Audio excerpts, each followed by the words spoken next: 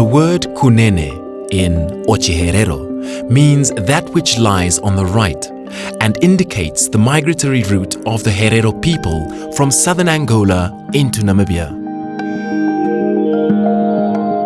At 145,000 square kilometers, the Kunene region is the second largest region in Namibia.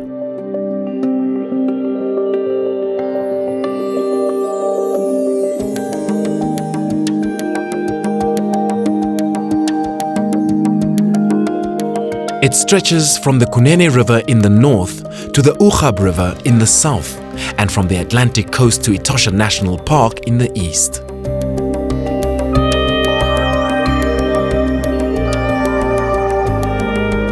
With its living cultural history,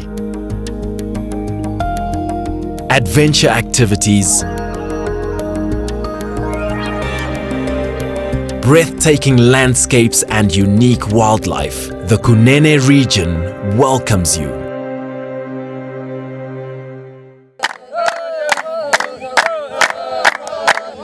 At the Okapare Himba village, coming together, or Onjongo, is a practice that invites different families to share, sing and dance together. The women's dresses are made from sheepskin and cowhide. The crown, or elembe, is given by mothers to daughters to wear at all times except for funerals. Originally called Ovachimba, the name Himba means people that came to look for help.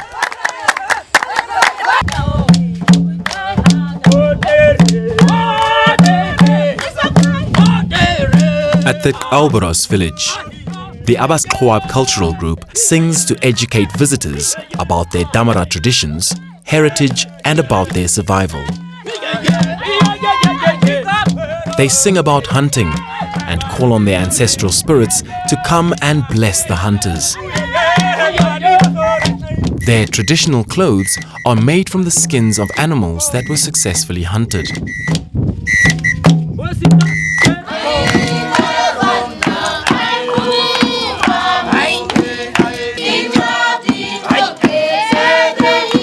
At the Damara Living Museum, the Tautatite cultural group was established to give jobs to the Damara people living in the area.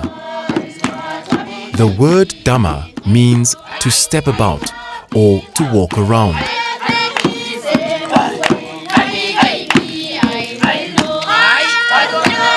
A serious game of kus played between two chiefs guaranteed the winner the prize of the other chief's livestock.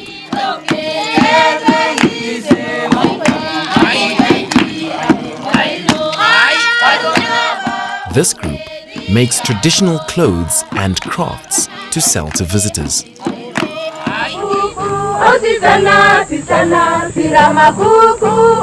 This Rimfasmark cultural group began as a small cultural group performing at a local school. As their popularity increased, they changed their name to From Zero to Hero, as they had started something important from nothing. The members of the group are originally from Korijas and small farms nearby. They are dancing the Namastab and Langarm. The group was formed in 2009 to keep children off the street and to learn more about Damara Nama cultures. Twyfelfontein is a rocky site that contains around 2,000 rock carvings and was designated a World Heritage Site by UNESCO in 2007. This site is one of the largest and most important concentrations of rock engravings in Africa.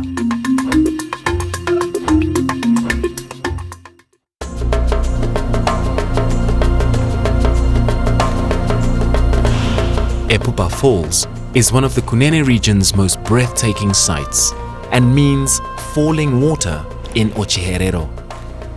The Kunene River fans out into a number of channels before cascading into a deep gorge. This untamed, jagged and beautiful region offers prehistoric watercourses with open plains, grasslands, massive granite koppies, deep gorges with endless sandy wastes, and incredible mountain scenery.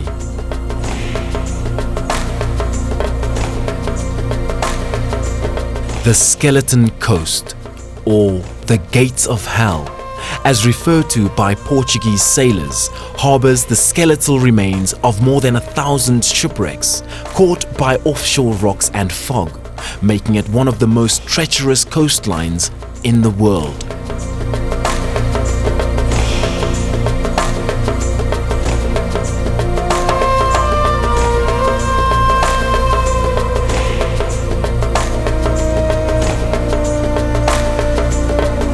Burnt Mountain looks like a fire has burnt it to ashes. Rising up to 5 meters in height, these rocks resemble church organ pipes. The diversity of this region is mesmerizing. From the Kunene River in the north to the Vingerklip in the south.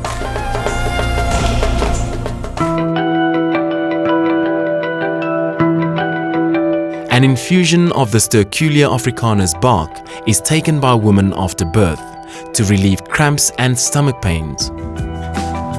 The blue waxbill appears in dry woodlands, savanna and house gardens.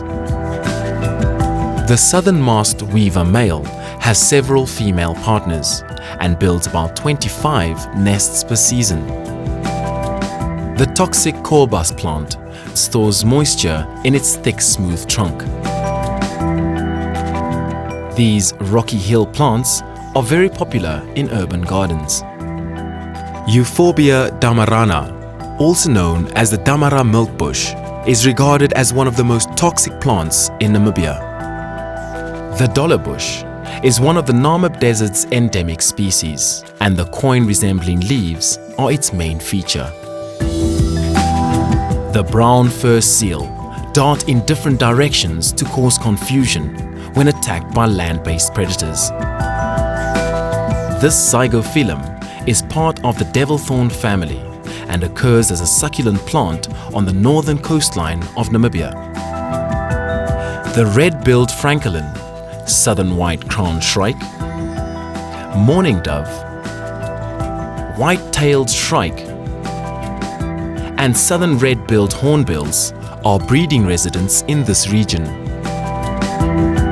The 280-million-year-old petrified forest is a large collection of fossilized tree trunks of up to 42 meters tall.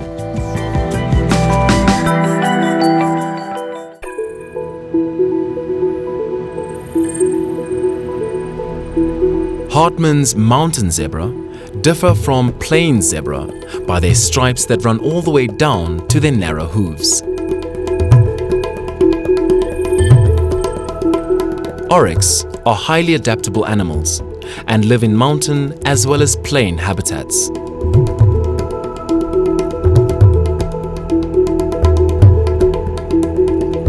The elusive desert-adapted elephants of northwestern Namibia offer a rare and thrilling sight.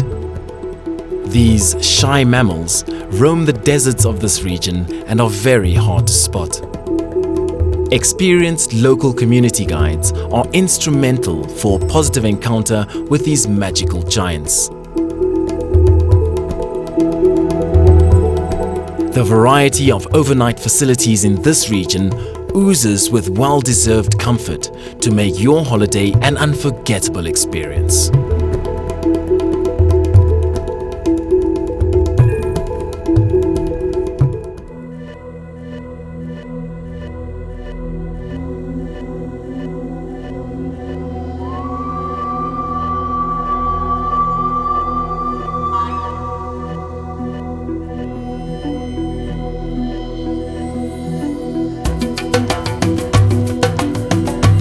Whitewater rafting down the Kunene River is becoming a very popular activity, and visitors will never be disappointed at this adrenaline rush.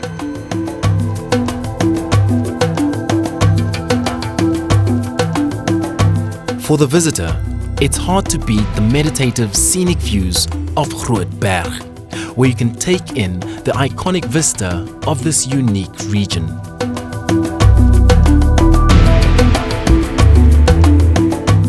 For guided four-wheel driving tours, surfing the dune, as they call it, is a must.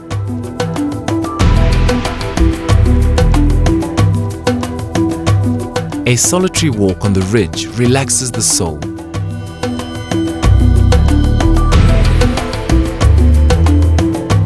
And the drive down is exhilarating fun.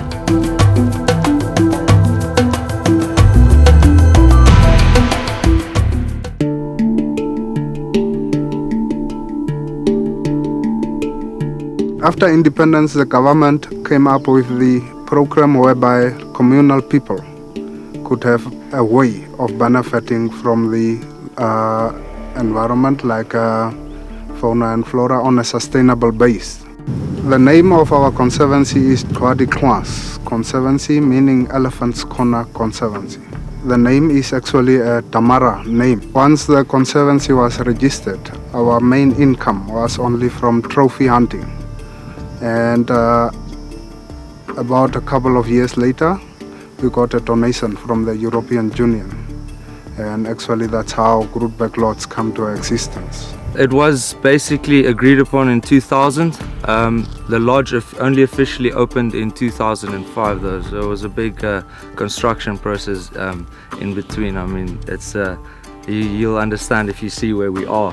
All the proceeds out of the lodge go straight back into the community or to the conservancy, and they distribute it equally into the communities. 90% of our staff are all locals out of the community, so we basically trained everyone into the positions they are currently today. Within the next 5 years, the lodge should be handed back over to the community and 100% run by the community as well. Wildlife numbers all over in the communal areas were very low before conservancy started. Reason behind it is people didn't benefit from the wildlife. Since the conservancy was started, people do take ownership over the wildlife of their respective areas. We do Himba excursions, rhino trekking, elephant trekking, and scenic drives. We have a lot of beautiful landscapes as well and other wildlife in the area.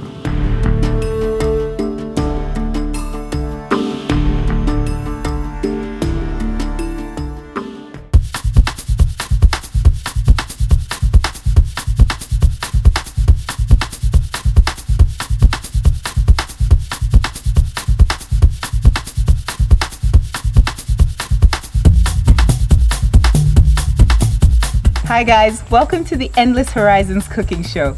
Today we're in the amazing Kunene region and I'm excited to be cooking here because it's such a beautiful part of the country. I'm going to be preparing today a variation on a beef stroganoff dish. Firstly, I'll be using beef stew that we obtained from the Ovahimba village we saw earlier today. Secondly, I'll be using something that I picked along the river, quite exciting, mulberries.